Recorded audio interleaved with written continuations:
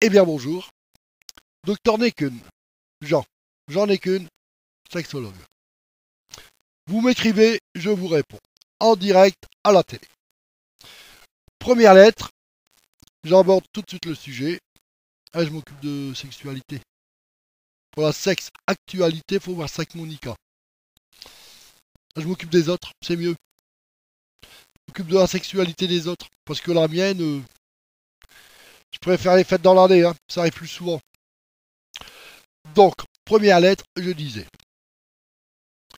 Je m'appelle Romain, et ma petite copine Marie veut toujours piquer mon jeu de cartes. Qu'est-ce que je peux faire? Laisse-toi pas faire, Tio. Laisse-toi pas faire. Il commence par les cartes à jouer, et après, les cartes plastifiées. Méfie-toi, te laisse pas faire. Je passe à la lettre suivante.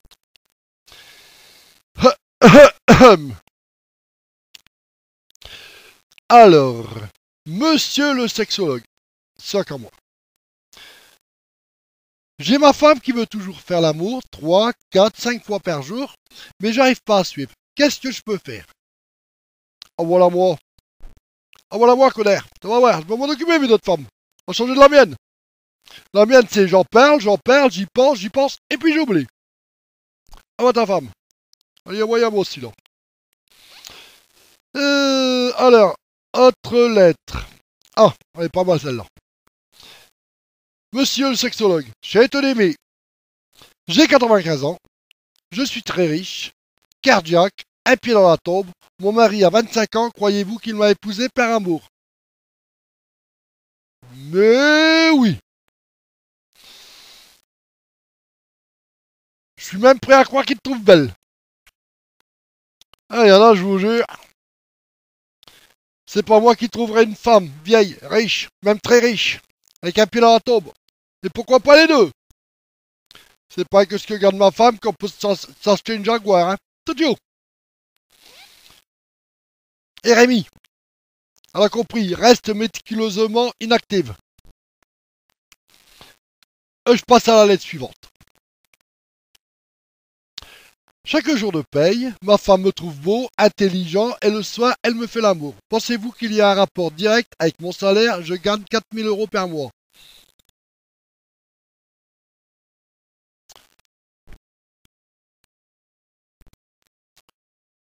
Ah bah ça c'est sûr, hein. Mais aussi, ils vont voir gagner 4 000 € par mois. Une fois, ça arriverait au moins une fois par mois aussi, tiens, 12 fois dans l'année. Je sais pas si autant de fêtes. Faudrait que je calcule. Docteur, j'en ai qu'une, sexologue, c'est moi. Passe à la lettre suivante. Ah, ouais, bah. Et en plus, elle pique à ma femme. Quand on lui dit te bois, non, elle dit. En bonne patriote, j'aide à éliminer l'excédent d'alcool qu'il y a en France. Elle a compris ce que voulait dire buvez, éliminez. Il y a pas longtemps, j'ai reçu un coup de fil. Le type, il dit à moi, il dit comment faire pour épouser une femme belle, intelligente et riche. T'as qu'à en épouser 3.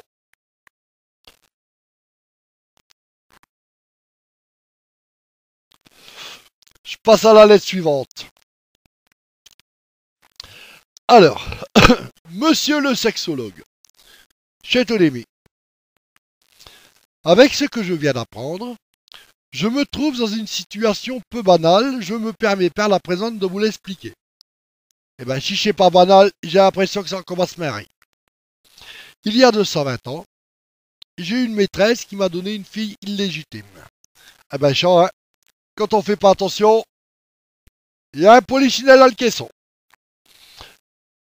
Mon fils, légitime, âgé de 19 ans, est fiancé à cette fille, qui trompe mon fils avec le fils du garçon boucher qui est sourd d'une oreille.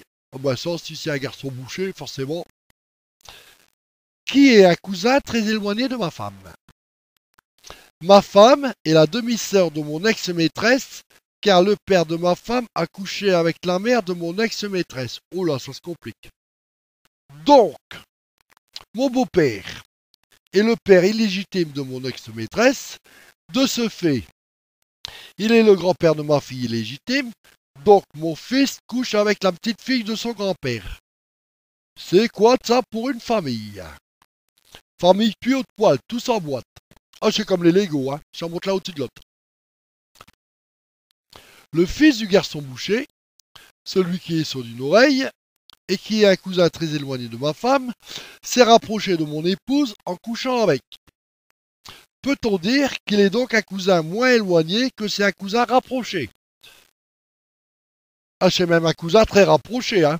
Il y est même collé à la femme, hein. Pour le peu qu'il l'a mis enceinte, il en a profité pendant qu'il y était pour lui faire un enfant. Qu'est-ce que Giso? Je sais pas ma méchant, je sais pas gentil non plus, mais je sais pas méchant. Ça finira.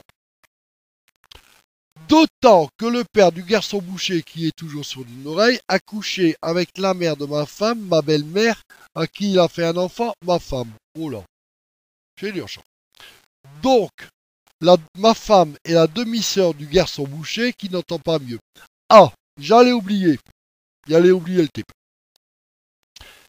Le fils du garçon sourd qui est bouché d'une oreille. Le fils du garçon boucher qui est sur d'une oreille a des tendances homosexuelles. Il couche avec l'oncle de ma femme, mais ceci n'a pas d'importance. On va pas compliquer les choses. Surtout pas. Après, on va croire que tu le fais exprès. L'enfant que porte ma femme va bientôt naître. Forcément, hein. Arrive un moment où le gosse il doit sortir. Je me demandais, c'est pourquoi je vous écris, au baptême, la boisson, je sers quoi? Des cocktails ou du champagne? Pour la boisson, camarade, te sers de l'eau ou du champagne? Question cocktail, les mélanges, t'en as assez fait. Bon, sur ce, nous nous retrouverons pour une prochaine émission qui parlera de sexualité, bien entendu, présentée par votre serviteur, Jean Néqueune, sexologue. À la prochaine.